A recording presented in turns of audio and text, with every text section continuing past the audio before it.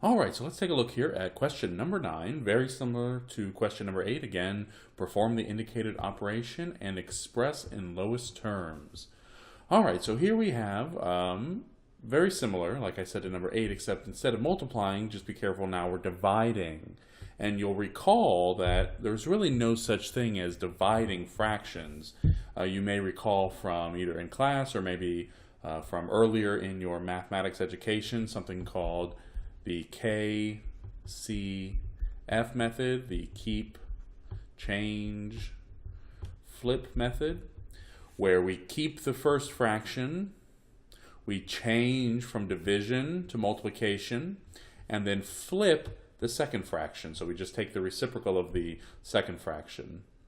But other than that, we're going to perform all of the same steps like we did in number 8. So let's go ahead and do that. And what I mean by the same steps is we're going to go ahead and factor each numerator and factor each denominator. And then we'll go ahead and once we've factored each numerator and denominator, we'll go ahead and deal with this keep, change, flip aspect. So taking a look here at the first numerator, we have our z squared plus 16z plus 63. All right, well, is there a GCF here? No, I don't see one, so we'll move on to question number 2, which says how many terms are there?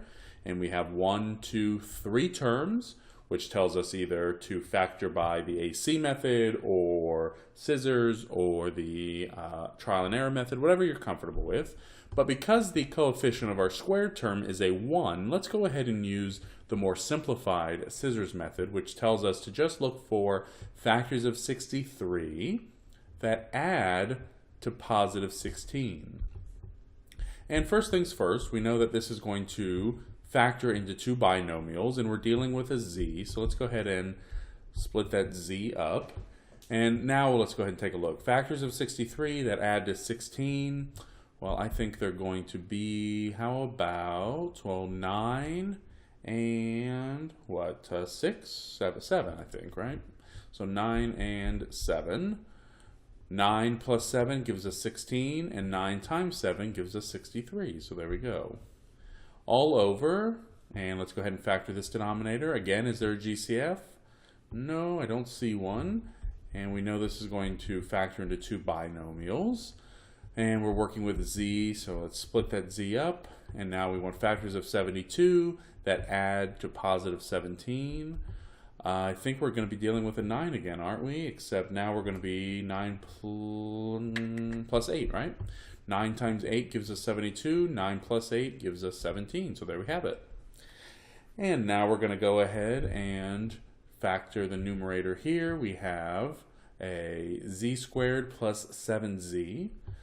And we're dividing. So let's go ahead and work that out. Is there a GCF here? Yeah, there sure is. There's a z, right? So let's go ahead and pull that z out, and what we're left with is now z plus 7. And that's it. We can't factor that any further, so that wasn't too bad. And now let's take a look here at the last denominator. We know this is going to factor into two binomials.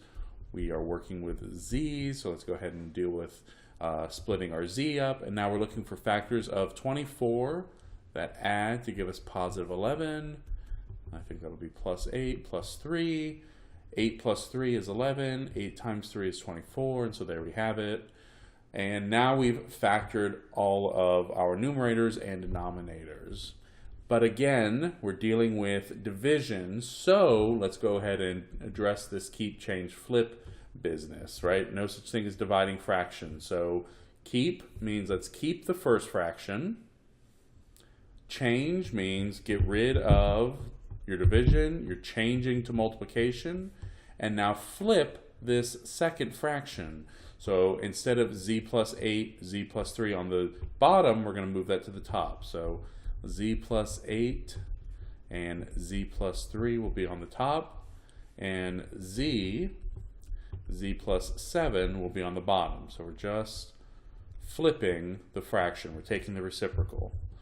All right, so that'll go away, and that will go away. Oops, that'll go away as well. And now let's go ahead and move that up. That is the flipped or the reciprocal of the original expression that we were dealing with.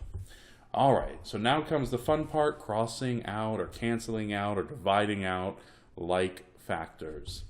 And remember, we can go cross out up and down. We can cross out diagonally in both directions, but we cannot go left to right. So let's see what we have here. We have z plus 9, that goes away. Z plus 7, that goes away. Z plus 8, that goes away. And I think that's all we're left with. So let's take a look here. In the left expression, since everything canceled in our numerator, we're left with just a 1. Everything canceled in our denominator, so we're left with just 1, times, and the z plus 8 canceled, and so in our numerator we were simply left with z plus 3. And in the denominator, everything canceled except z, so we're left with just z. And so now let's go ahead and perform the indicated operation. So 1 times the quantity z plus 3, well, that's just z plus 3. And in our denominator, 1 times z, well, that's just z. And so there you have it. We have multiplied straight across, and we ended up with z plus 3 over z, and that is this particular expression in its lowest terms.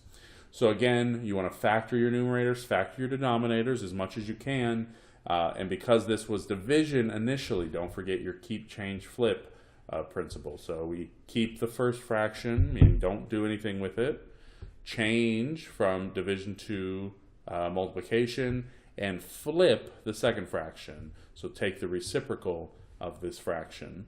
And then once you do, you can go through, cancel all of your like factors, and then perform the operation, the indicated operation, which is now multiplication, remember, because we changed from division to multiplication, and whatever you end up with will be your final answer. All right, so there was number 9. Let's go ahead and take a look at number 10 in the next video.